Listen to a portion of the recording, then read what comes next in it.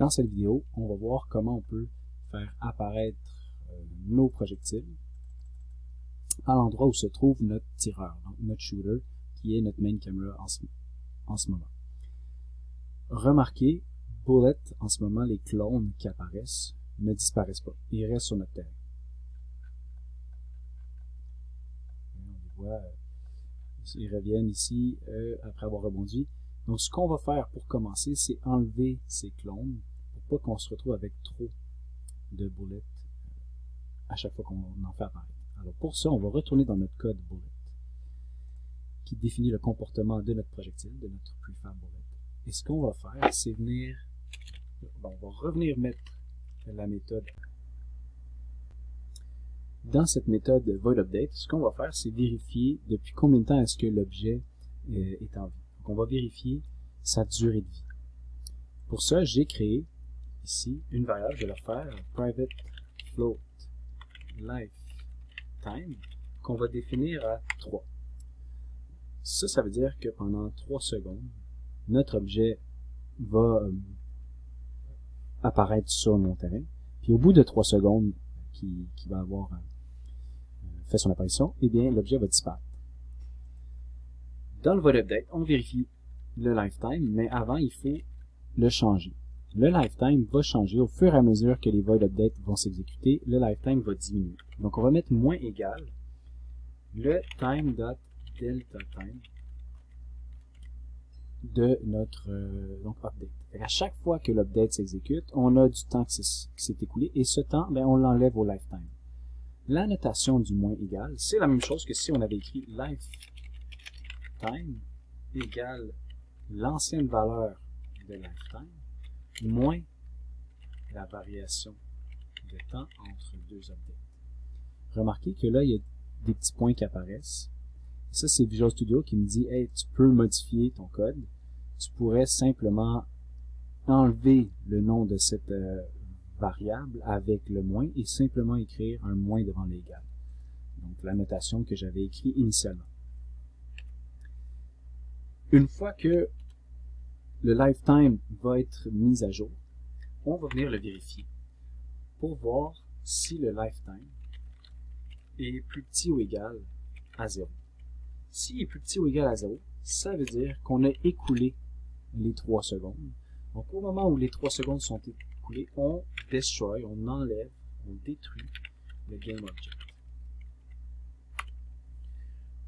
GameObject, petite parenthèse, ici le GameObject, le G est minuscule.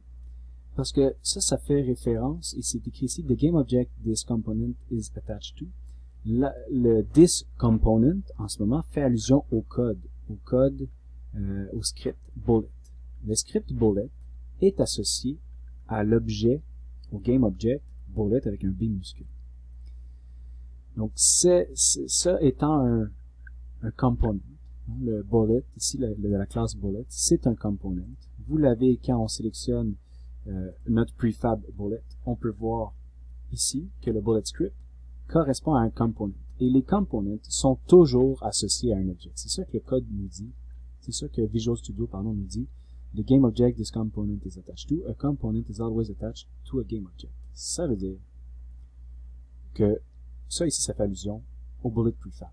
Parce que mon code bullet avec le B majuscule est associé au prefab bullet avec un B minuscule. J'aurais pu détruire un autre objet en appelant cet objet-là au niveau du paramètre de destroy. Dans le cas qui nous intéresse, on veut détruire le bullet en question. Je vais sauvegarder ça ici. Et remarquez, donc, comme je vous disais, le G est minuscule, ça fait allusion à l'objet en question auquel on est attaché. Si je reviens dans Shooter, on avait créé une variable de type GameObject, et comme c'était une classe, on fait allusion à la classe GameObject, là ici c'est un G majuscule. C'est pour ça que je vous disais que les noms, dans une autre vidéo, je vous disais les noms de nos classes doivent commencer par une majuscule. J'ai peut-être pas mis assez l'accent sur le fait que ça doit être comme ça et non pas juste que c'est un petit caprice, mais c'est comme ça pour vraiment bien reconnaître qu'est-ce qui est une classe et qu'est-ce qui est une variable. Parce qu'on a un exemple parfait ici, la classe bullet, un B majuscule, est associée à un objet prefab qui est bullet avec un B minuscule. c'est pour pouvoir faire la distinction entre les deux. Même chose avec le GameObject. Ici, on fait allusion à l'objet en question. Et quand j'ai une classe GameObject, eh bien le G est majuscule. Voyons voir ce que ça va donner. Donc, j'ai sauvegardé. Je reviens ici dans mon éditeur Unity et je vais faire apparaître des bullets. Donc, j'en fais apparaître plusieurs.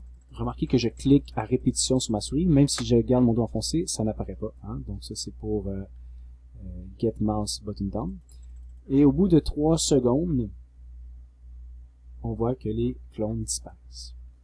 Je vais vous faire une petite démonstration de ce qui serait arrivé si, dans Shooter, on avait marqué Get Mouse Button et non pas Get Mouse Button Down.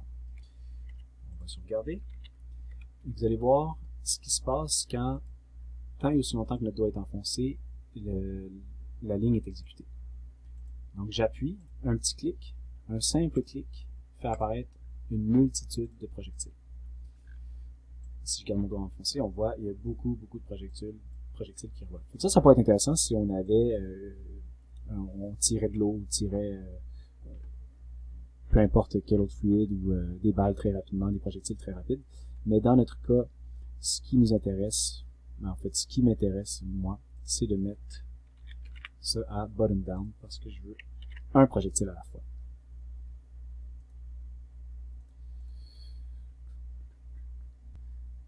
Maintenant que c'est fait, qu'un seul projectile apparaît à chaque fois que je clique et que celui-ci disparaît au bout de 3 secondes, je vais faire un petit changement de sorte que le bullet apparaisse là où ma caméra se trouve et non pas là où mon bullet était initialement créé. Donc, je vous rappelle que le bullet prefab a une position et c'est cette position-là qui est donnée à l'objet qui est créé parce qu'on crée une copie identique de bullet avec ses valeurs pour la position. Ça veut dire que si je veux que mon bullet apparaisse à un endroit où se trouve la caméra, je vais devoir modifier la position de mon bullet au moment de son instantiate, au moment de sa création. Pour faire apparaître le bullet à l'endroit où se trouve la caméra, on va commencer par créer une variable publique qui va être aussi de type GameObject et qui va contenir notre caméra. Comme on a fait bullet prefab, pour définir bullet prefab, on va venir sauvegarder notre code, aller dans Unity, et on va prendre le main camera qu'on va venir cliquer glisser comme étant la variable player.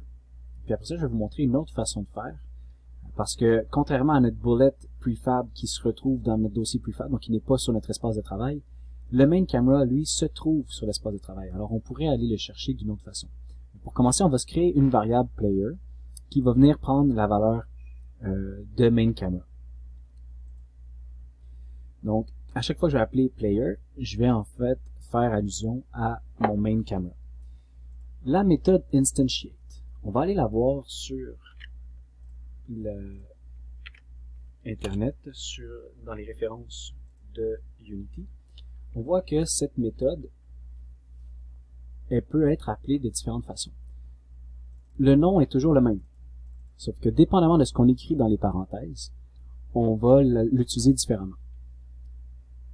Nous, on va chercher à l'utiliser avec la troisième façon de faire ici, qui détermine en fait, qui va nous permettre de faire apparaître l'objet qu'on a choisi, comme on faisait au départ. On mettait bullet prefab, mais en plus, on va définir sa position et définir sa rotation, son angle dans lequel pointe l'objet,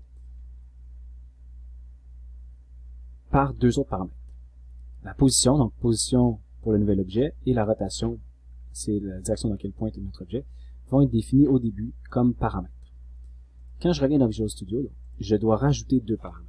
Le paramètre ici, player, on va aller chercher sa position, donc j'utilise, je vais dans sa propriété transform, et ensuite j'accède à sa position. Donc ça c'est la dot notation qui me permet de faire tout ça. Je prends l'objet main camera, que j'ai appelé player, je précise, en mettant un point, je précise que je vais aller chercher son transform, sa propriété transform, dans lequel on retrouve la position. Et là, tous ces trois mots qui sont reliés par des points me permettent d'aller chercher la position de mon objet. Et la position, eh bien, c'est une position en X, en Y, en Z.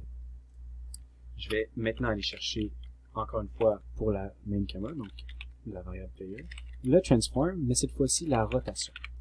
Et la rotation, eh bien, ça va me retourner une valeur sous forme de quaternion, qui est un type de variable qui garde en mémoire la rotation, la direction dans laquelle se trouve un objet, dans laquelle pointe un objet. Puis position ici, c'est un vecteur 3 qui me dit où se trouve exactement mon objet. Donc quaternion et vecteur 3 ne sont pas des variables de même type, hein, bien entendu, c'est deux types différents. Avec cette nouvelle méthode instantiate qui a été modifiée, donc je suis venu utiliser une autre façon d'appeler la méthode en employant trois paramètres, donc l'objet que je vais faire apparaître, sa position et la rotation. Et la position correspond à la position de player et la rotation correspond à la rotation de player. Player, on se rappelle que je l'ai défini grâce à Unity en venant cliquer, glisser main camera pour l'amener dans la variable que j'ai nommée player. Maintenant, si je fais play, on va voir que le prefab apparaît là où se trouve ma caméra. Un seul petit problème encore, c'est que la direction dans laquelle mon projectile est tiré, lui, n'est pas affecté. Donc, l'objet va encore apparaître en se dirigeant vers le mur. Donc, qu'est-ce qu'on a modifié d'abord si on a joué avec la position de l'objet? Mais la position de l'objet, remarquez, je vais agrandir ici, remarquez dans quel sens pointe l'objet. On voit qu'il pointe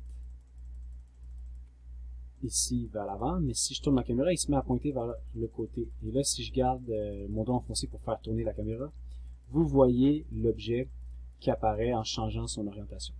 Donc, c'est pas la direction dans laquelle la force qu'on avait appliquée sur Bullet, c'est pas cette direction qui est changée. C'est la direction dans laquelle pointe l'objet. Donc, c'est la position dans laquelle est orienté l'objet initialement. Ce qu'il va donc falloir faire, c'est modifier le shooting direction qui est dans ma classe Bullet. Ça veut dire que dans Shooter, on va devoir venir modifier une valeur qui se trouve dans une autre classe. D'où l'importance d'avoir un accès public. Parce que là, je vais accéder à Shooting Direction à partir de mon shooter. Je vais vous montrer comment faire dans la prochaine vidéo.